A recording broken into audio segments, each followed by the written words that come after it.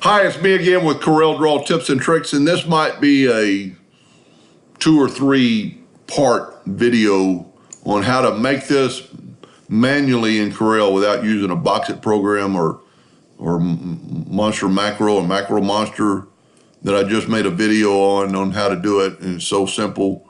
But some people aren't going to spend $60, even though this is a extremely powerful video or macro. So it's really pretty easy. It's just you got to think about some things. You've got your L, you've got it turned into a curve. Go to Windows, Dockers, Properties, and click on the curve right here. And we have a curve of 32 point, so it's 32 inches and 3/4, 0.605. So really 32 inches, 0.76.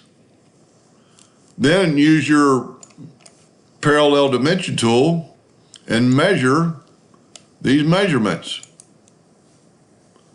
And go around the corners, and it's going to be just a fraction of an inch off. There's that 10.28.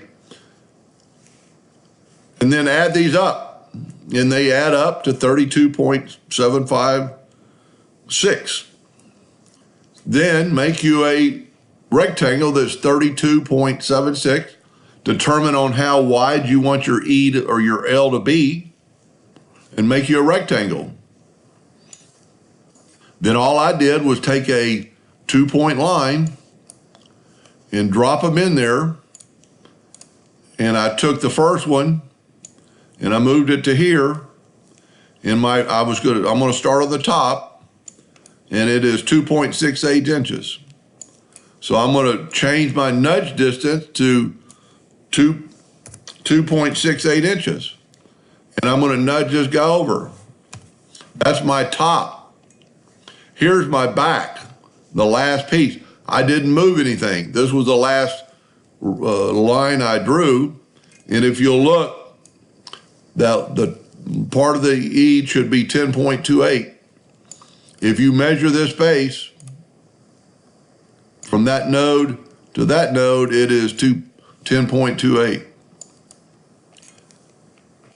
Now it's going to be a little bit harder from here, but it's really not that bad. So in this video, I'm going to show you how to start.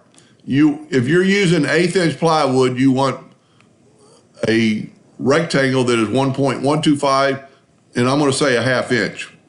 And I'm not going to put as many tabs in here as maybe you would, but let's just pick this one right here and take your Smart Fill tool, fill it in, and we're going to left click, right click, and why I did that is because these are boxes now, where this is a solid box, where this is a line. Bring in your new little, basically this is your finger for your finger joint, and snap it right to the midpoint, right there. And you can actually snap it right to the middle. Now there's on this piece you might want 2. And maybe I want to do, I'll do one more in this video and make it 3. Now our piece is 0.125.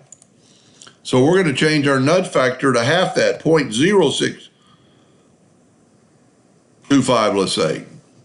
And we're going to nudge it up. Now we want to make a duplicate of that because we're going to use that guy many a times.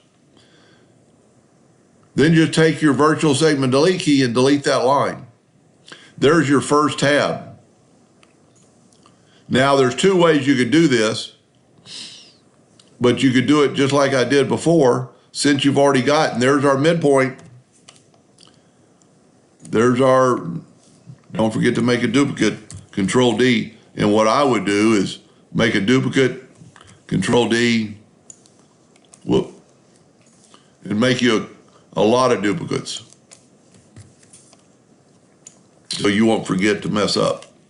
Then take your virtual segment delete key and delete that. There is your first segment. Now we need to do the other links, and that's why I have them blocked together. But let's smart fill this, and that's going to fill it all in. I'm going to change my nudge back to something higher, like 2 inches. Move this up, left click, right click in black this time, and we're going to put it, well, I should have remembered what my nudge distance was earlier than when we nudged it up, but it's not a problem because we've got snap to object on it. It's going to snap right to it. So there's our first piece. So I'm going to keep the video a little short, so stay tuned for part 2.